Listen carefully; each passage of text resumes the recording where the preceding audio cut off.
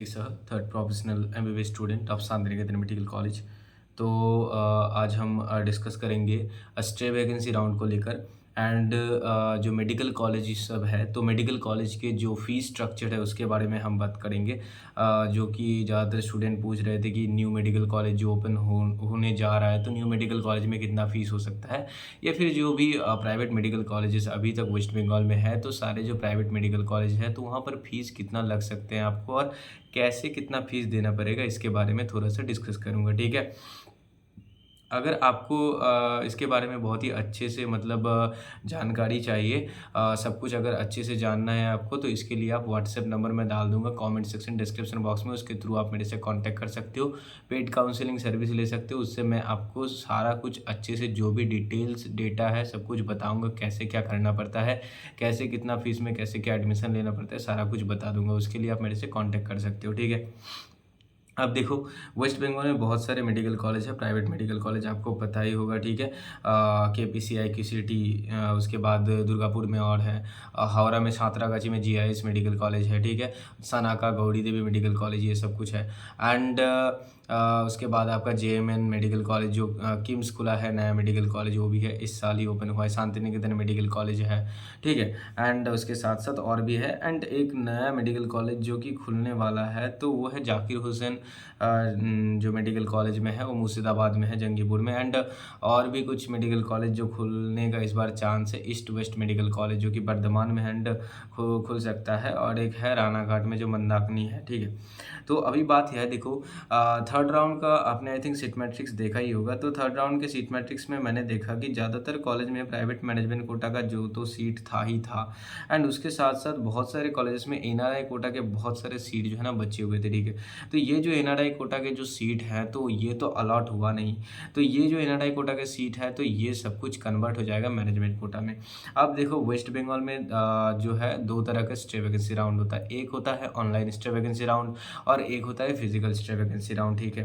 तो अब देखो, जो ऑनलाइन स्टे वैकेंसी राउंड होता है उसके लिए तो आपका जो भी रजिस्ट्रेशन हो गया and then verification others process जो भी है, अभी वेरिफिकेशन आई थिंक हो गया है, और आज 27th है तो कल 28 अक्टूबर है। कल जो है आपका सीट मैट्रिक्स आ जाएगा कि कितने सीट बचे हुए हैं कौन से कॉलेज में, एंड उसके साथ साथ जो भी स्टेट मेरिट लिस्ट है, मतलब आपका जो मेरिट लिस्ट में नाम भी आ जाएगा कि आपने रजिस्ट्रेशन वेरिफिकेशन सब कुछ ठीक ठाक किया है कि नहीं किया है, ठीक है?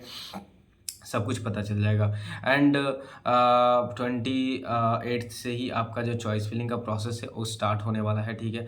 तो अभी आपके लिए देखो, बहुत सारे कैंडिडेट एंड पेरेंट्स मुझे कॉल करते हैं एंड ऐसे मतलब सिचुएशन में फंस जाते हैं कि बहुत सारे अभी कैंडिडेट ने बोला कि भैया मैंने इस काउंसलर से मैंने काउंसलिंग लिया था एंड अभी मेरे साथ फ्रॉड हो गया, मेरा 3 लाख अभी फंसा हुआ है, ऐसा ऐसा बहुत सारे कुछ है, ठीक है? एंड आपका देखो, आपका तो एक बजट भी होगा कि हाँ, आप इतने बजट के अंदर ही कॉलेज लेना चाहते हो, उससे ज़्यादा बजट आपका नहीं होगा, तो ये भी एक बजट भी आपका प्रॉब्लम हो सकता है। किसी का बजट 70 लाख, किसी का बजट 75 लाख, किसी का 1 करोड़ के आसपास भी हो सकता है। तो बजट के हिसाब से आपको कॉलेज भी चूज़ करना होगा कि कौन से कॉलेज में कितना बजट में आपको मिल जाएगा, ठीक है, सीट मिल जाएगा। तो उस हिसाब से आपको चॉइस फिलिंग करना पड़ेगा, ऑनलाइन ये प्रोसेस है, ठीक है?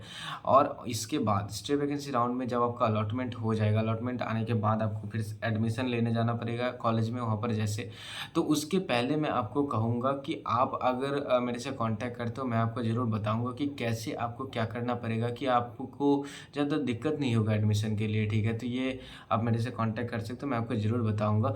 एंड उसके बाद एक और राउंड होता है वेस्ट बंगाल में, आपको पता होगा, जो फिजिकल स्टे वैकेंसी राउंड। देखो, ऑनलाइन स्टे वैकेंसी राउंड में भी बहुत सारे सीट जो बचे हुए रह जाते हैं तो वो कॉलेज के पास चला जाता है, ठीक है? तो उसको हम फिजिकल स्टे वैकेंसी राउंड कहते हैं। ये जो फिजिकल स्टे वैकेंसी राउंड होता है ना, तो इसको हम कॉलेज राउंड भी कहते हैं, जो कि मतलब ये डायरेक्ट कॉलेज के साथ बात करके आप कॉलेज में एडमिशन ले सकते हो। तो ये बहुत ही ज़्यादा इम्पोर्टेंट एंड बहुत ही ज़्यादा मतलब यहाँ पर कुछ-कुछ बच्चे को जो कॉलेज से पहले से बात करके रखते हैं एंड मतलब ये होता है कि इसी के थ्रू से बात करो तो फिर आपका क्या होता है कि उस हिसाब से आपका एडमिशन होने का चांस जो है ना बहुत ही हाई हो जाता है, ठीक है? तो आप किसी भी स्टेट से हो, वेस्ट बंगाल में आप जो है एडमिशन ले सकते हो मैनेजमेंट कोटा की तरह, आपको पता ही होगा क्योंकि वेस्ट बंगाल एक ओपन स्टेट है। तो यहाँ पर जो है तो किसी भी स्टेट से आप हो तो यहाँ पर एडमिशन ले सकते हो। एंड हाँ, जो आप में से जिन्होंने स्टे वैकेंसी राउंड में पार्टिसिपेट किया है ऑनलाइन स्टे वैकेंसी राउंड में, तो सिर्फ वो कैंडिडेट ही फिजिकल स्टे वैकेंसी राउंड में पार्टिसिपेट कर सकते हो वहाँ पर, नहीं तो नहीं कर सकते। और जो है फ्रेश रजिस्ट्रेशन आप नहीं कर सकते, ठीक है।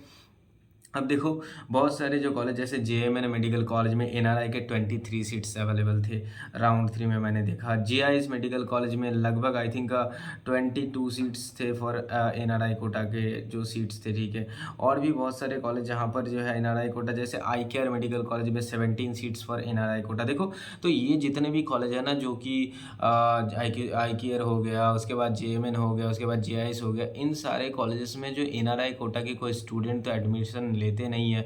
तो जितने भी एनआरआई कोटा के जो सीट्स हैं ना, ये कन्वर्ट होते हैं किसमें, मैनेजमेंट कोटा के सीट में। तो ये जो सीट्स है ये किनको मिलेगा, मैनेजमेंट कोटा में जो एडमिशन लेगा उसी को मिलेगा। तो इसीलिए मैं कह रहा हूँ कि सीट का तो यहाँ पर जो है तो सीट आपको मिलने वाला है ना, बहुत सारे सीट तो अभी बचे हुए हैं।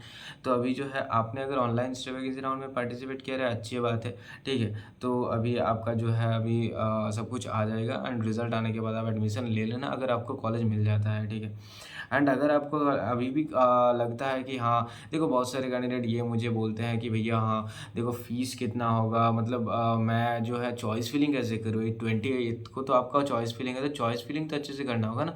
अगर आप चॉइस फिलिंग ठीक से नहीं करोगे तो फिर आपको कोई भी एक कॉलेज मिल जाएगा, फिर आप जब एडमिशन लेने जाओगे तो आपको दिक्कत हो सकता है कि हाँ वहाँ पर एडमिशन फ़ीस हो सकता है कि आपका 2 सेमेस्टर का हो और वहाँ पर वो लोग 4 सेमेस्टर का मांग रहे, या फिर उससे ज़्यादा भी मांग ले। बैंक गारंटी एक चीज़ होता है, तो कौन से कॉलेज में बैंक गारंटी के बिना एडमिशन हो सकता है, कितना ज़्यादा फीस देना पड़ेगा एडमिशन के टाइम पे, कितना फीस कौन से कॉलेज में देना पड़ेगा, कौन से कॉलेज बेटर है। तो ये सब कुछ जो है आपको जानकर उसके बाद ही आपको ज़रूर, क्योंकि आप देखो इतना ज़्यादा पैसा इन्वेस्ट कर रहे हो जब एक कोर्स के पीछे, और आपको 5 साल जो है उसी कोर्स में उसी कॉलेज में आपको रहना होगा। तो कॉलेज तो अच्छे से आपको चूज़ करना पड़ेगा। ऐसे नहीं कि आपने कोई भी कॉलेज ले लिया, आपको जो है 5 लाख कम में कोई भी कॉलेज एक मिल गया, 10 लाख कम देके कोई भी कॉलेज मिल गया, आपने एडमिशन ले लिया, बाद में आपको पछताना पड़ा कि हाँ मैंने क्यों 10 लाख कम देके एडमिशन लिया, मैं 10 लाख लोन ले लेता, इधर उधर से ले लेता, उससे अच्छा कि मैं एक अच्छे कॉलेज में एडमिशन लेता। और ये ऑब्वियस सी बात है कि अगर आप इतना ज़्यादा इन्वेस्ट कर रहे हो तो ज़रूर आपको अच्छे जगह में इन्वेस्ट करना चाहिए, क्योंकि देखो 5 साल आपको उसी कॉलेज में पढ़ना पड़ेगा, उसी कॉलेज से आपको डिग्री मिलेगा, उसी कॉलेज में सारा जो प्रैक्टिस एंड अदर्स जो भी है सब कुछ उसी कॉलेज में आपका होने वाला है। मतलब आपका जो 5 ईयर्स, आपके जो लाइफ का 5 ईयर्स है वो आपका उसी कॉलेज में जो है ना तो रहेगा, ठीक है। तो अब यही बात है कि आपको कॉलेज जो है चूज़ करना पड़ेगा यार, अच्छे से चूज़ करना पड़ेगा। ऐसा नहीं कि कोई भी कॉलेज ले लिया और मतलब बहुत सारे स्टूडेंट के साथ ऐसा-ऐसा होता है, ठीक है। और हाँ, वो जो फ्रॉड काउंसलर है, अभी आपको बहुत सारे मिलेंगे इधर-उधर जो घूमता हुआ, क्योंकि देखो अभी लास्ट राउंड चल रहा है तो वो लोग भी मतलब उसी चक्कर में है कि किसी का भी एडमिशन करवा लूँ, 3 लाख 4 लाख ले लूँ एडमिशन। ऐसे बहुत सारे आपको लोग मिलते रहेंगे रास्ते में, तो उन लोगों के चक्कर में मत पड़ना। मैं ये आपको बार-बार बता रहा हूँ, क्योंकि फ्रॉड बहुत सारे बच्चे के साथ हुआ है। और मेरे कॉलेज में ही मेरे बहुत सारे जूनियर्स एंड मेरे बैच के ही बहुत सारे बच्चे के 28-29 लाख लेकर जो है वो लोग भाग गए। क्या ही बोलूँ मैं, मुझे खुद भी सुनकर बहुत ख़राब लगता है, ठीक है। और बाकी आप देखो तो आप नए कॉलेज अगर खुलते हैं तो कट ऑफ ज़रूर कम जाएगा, कोई बात नहीं, ठीक है, टेंशन मत लेना। एंड देखो सारे कॉलेजेस के फ़ीस ना अलग-अलग होते हैं, किसी कॉलेज में 1 करोड़ के आसपास, किसी कॉलेज में मानो 80 लाख, किसी कॉलेज में 85 लाख, 6 लाख, 90 लाख, तो कॉलेज वाइज़ वैरी करते हैं। इसीलिए मैं बोल रहा हूँ कि ये सब कुछ आपको पहले से अगर आपका नॉलेज अच्छा हो ना तो फिर कॉलेज चूज़ करने में बहुत ही आसानी होगी, ठीक है। और बाकी कुछ भी अगर आपको हेल्प चाहिए, व्हाट्सएप नंबर कमेंट सेक्शन में, डिस्क्रिप्शन बॉक्स में मैं डाल दूँगा, fees structure, college and others जो भी हो, तो मुझे आप कांटेक्ट कर लेना, ठीक है। और बाकी मैं देख लूँगा। तो बाकी फिर मिलते हैं अगले वीडियो में, जो भी होगा उसको लेकर। बाय।